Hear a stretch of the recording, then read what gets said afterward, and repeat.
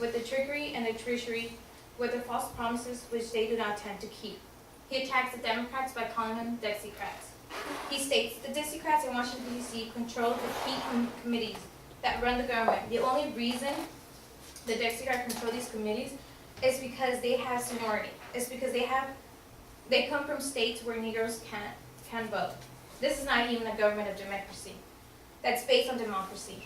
It's not even a government that is made of representatives of the people. Half of the people South can't even vote.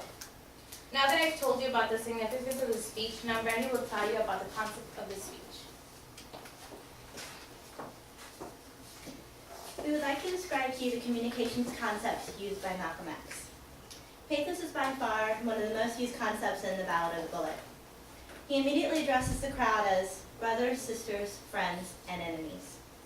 His use of pathos is also evident in the fact that he stirs emotion in his listeners by pointing out the struggles that they have shared as a black community. The use of persuasion is how he's able to capture his audience. Even as a young boy, he was described as a born leader, with others always willing to follow him. In the second paragraph of his speech, he clarifies that this is not about religion, and later goes on to say that he is not anti-anything. He urges his listeners to realize that although they share the common thread of being a black community, they have differences that they should cast aside for the greater good.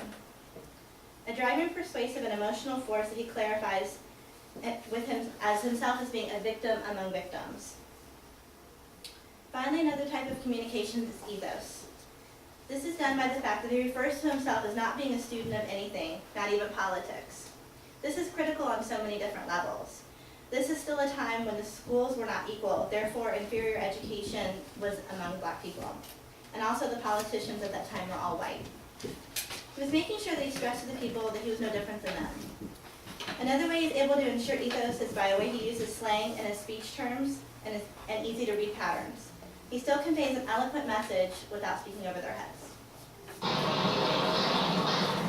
The economic philosophy of black nationalism only means that we should own and operate and control the economy of our community.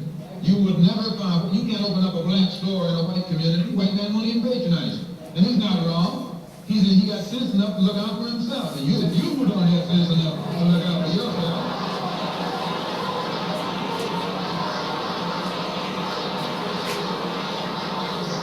The white man is too intelligent to let someone else come and gain control of the economy of his community. But you will let anybody come in and control the economy of your community.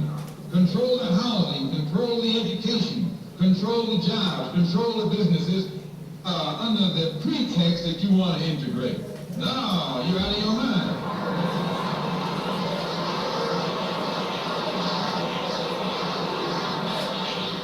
The economic philosophy of black nationalism only means that we have to become involved in a program of re-education to educate our people into the importance of knowing that when you spend your dollar out of the community in which you live, the community in which you spend your money becomes richer and richer. The community out of which you take your money becomes poorer and poorer.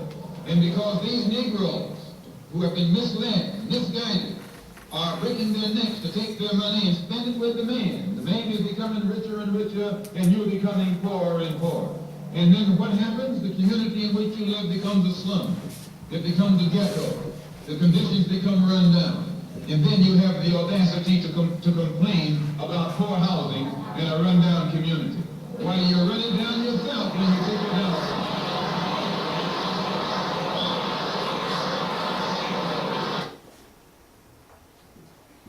Now that you've been able to hear demonstrations of his persuasiveness he has over his audience, Grizel's going to explain to you why we chose him as our speaker.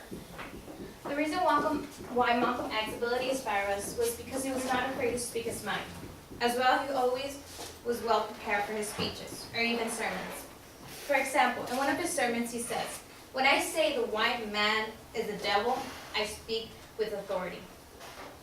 Of history. His audience replied, "That's right." The record of history shows that the white man as people have never done any good. Audience say, "On, brother, say on." He stole our father and mother from their culture of silk and satin, and brought them to this land in the belly of the ship. Am I right or wrong? He brought us here in chains, right? Now this blue-eyed devil, time has about to run out. His audience leaped to their feet. He also criticizes white as reptiles and made fun of their strangely dog-like hair.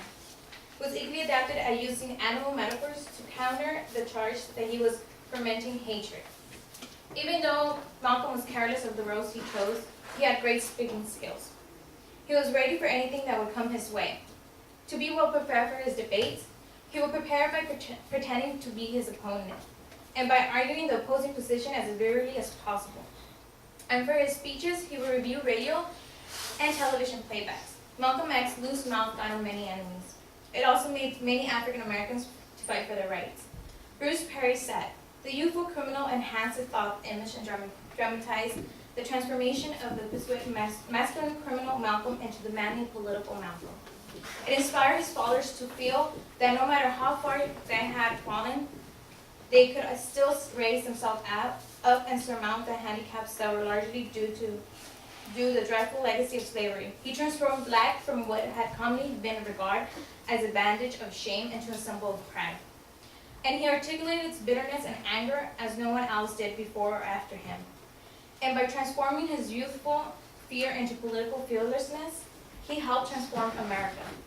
Today you learn about Malcolm X and why we chose him, significance of his speech, the concepts of where were used in his speech, and finally how Malcolm X inspired us. During the Civil Rights Movement, Malcolm motivated many African Americans to fight for their rights.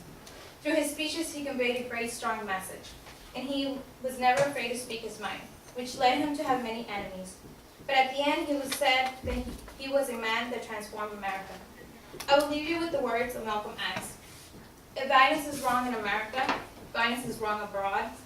If it's wrong to be violent defending black women, black children, black babies, and even black men, then it's wrong for Americans to draft us and make us violent abroad in defense of her.